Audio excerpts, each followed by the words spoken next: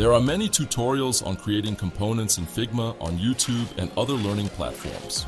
But what if I told you that most are incomplete or even wrong?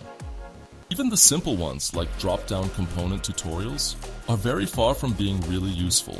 So let's make it better and build a solid drop-down component, which will work in any project.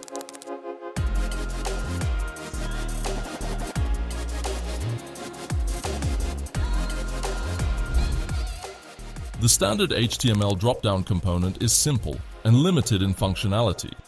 And while most tutorials are based on this simplicity, modern frameworks provide drop-down components with advanced features, such as search, nested elements, or even a numeric stepper.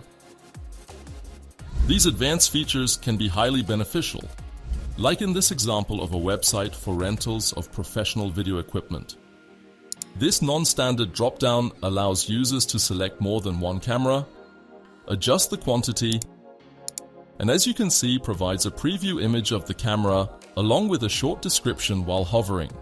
This functionality can be incredibly helpful in making the right choice, all within a single drop-down menu, without the need to repeatedly open and close it. So let's see how to build and utilize a drop-down component like a pro. But before we dive into the right approach, let me first show you how not to build a drop-down component in Figma, as many other YouTube tutorials seem to approach it incorrectly, by combining the main part of the drop-down and the drop-down list into a single component with two variants, and applying the interaction for switching from the collapsed to the expanded variant on click. Even though this approach is widely used, it should be avoided as it comes with three major problems. Problem number 1. When having multiple drop-down components in a vertical auto layout, expanding the drop-down will shift the other ones down. Problem number 2. Even if not using auto layout, which by the way I don't recommend, you need to take care of the layer hierarchy. If the drop-down you expand lies underneath other elements, the drop-down list will not be shown on top.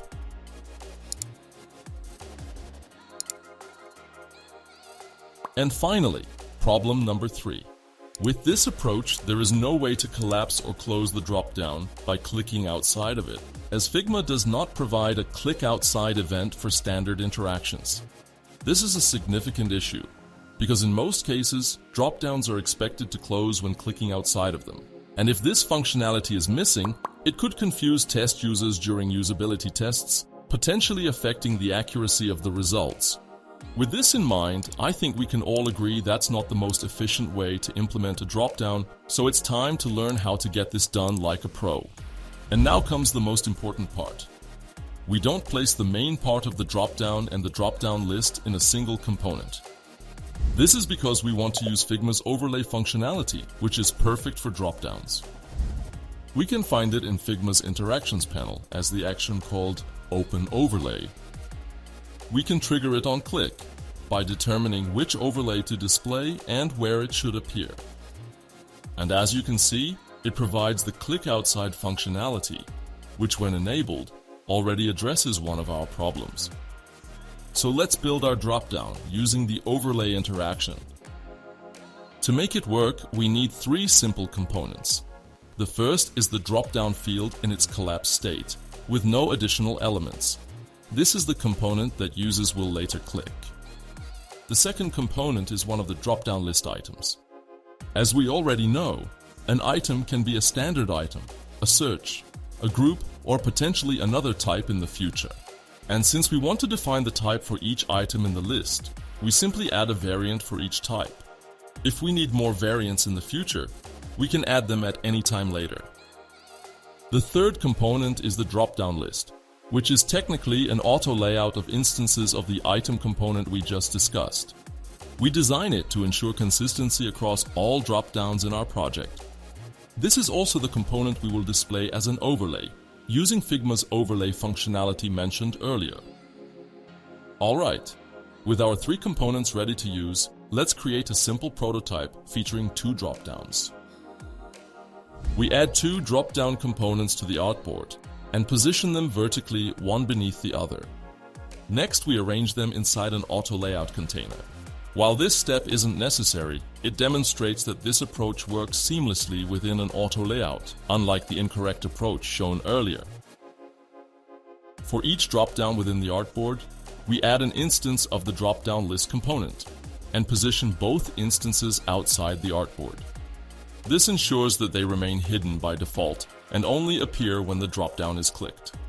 Now that all the necessary elements are in place, we are ready to add the overlay interaction. We switch to prototyping mode and drag a connection from the first dropdown text field to the first dropdown list. Figma automatically suggests the correct trigger, which is onClick. But the recommended action is navigate to, and that's not what we want, so we change it to open overlay. Figma also suggests manual as a positioning option, which is exactly what we need. We can also see the overlay preview. However, the issue is that the overlay is currently positioned in a way that covers the drop-down text field, and we want it to be displayed below. To fix this, we move it slightly down and everything is good to go. As mentioned earlier, we also want the drop-down list to close when clicking outside. So we activate this setting by checking the box here. And because we want the drop-down list to fade in, we set the animation to dissolve, with a duration of 150 milliseconds. Now we've completed the first drop-down, so we select the second one, connect it to the second drop-down list, and apply the same settings.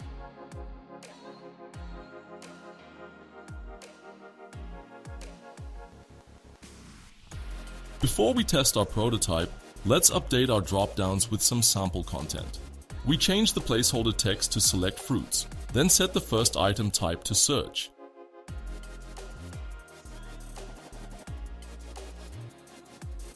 And finally, we assign fruit names to the remaining items.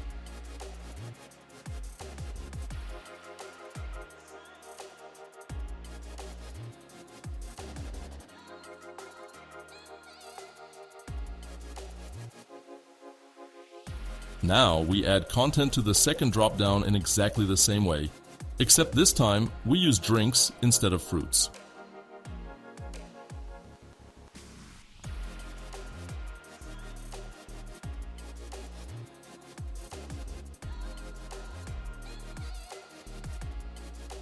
To demonstrate that the other dropdown can have a different number of items, we remove 2. Since the dropdown list component is based on auto layout, we simply hide 2 items, allowing everything else to align automatically. Now let's start the prototype and see our dropdowns in action. As you can see, they work seamlessly. The dropdown list remains in place without shifting other elements. Nothing is obstructed, and it automatically closes when clicking outside. And that's it. We have built a simple but powerful drop-down component, and we can extend it anytime with new features or elements. And that's very important, because in practice we will frequently need to add new features, as the application we design evolves and expands. This means that we need to consider not only the initial set of features, but also future requirements as the project evolves. So, let's imagine we are designing the product selection drop-down we've seen before, and we receive a new request to add a product preview to our existing component. Here's how we proceed. First, we create a component for the preview. This component includes multiple variants, with each variant representing the preview of a specific drop-down item. In our case, it could be the Lumix camera, the Sony camera, the Blackmagic camera, and a few others. Alright, our preview component is ready to go. So let's jump back into our drop-down component and add it straight into our canvas. Now let's make the product preview component a part of our drop-down overlay. My preferred way of doing this is through the layer panel, because it gives me full control over where I place it. In this case, I want the preview to sit right next to the drop-down items. Since the entire component is an auto layout set to horizontal, all I have to do is drag it in and it automatically aligns perfectly beside the item list. Easy and seamless. Now we just need to adjust the height of the preview. Since the number of items in the list can change, we want the preview to remain flexible. To achieve this, we set the height to fill container so it dynamically adjusts as needed. Now let's put everything together just like we did before. I've already prepared our drop-down overlay and adjusted its content as follows. We have a search field at the top just like before. Next is a group element. As you can see, for my group variant, I've added some Boolean properties, such as the expandable toggle, which allows me to switch it on and off. For the items, I've included a numeric stepper, which can also be toggled on or off. Of course, you can customize your items in different ways, based on the specific needs of your project, whether it's now or in the future. Alright, let's now enable our product preview, which we just added to the component. As you can see, the default content is the Lumix camera. However, we need a different default variant that will be visible before users hover over any of the items. To achieve this, I've created another variant and named it None. So let's select the preview and set None as default.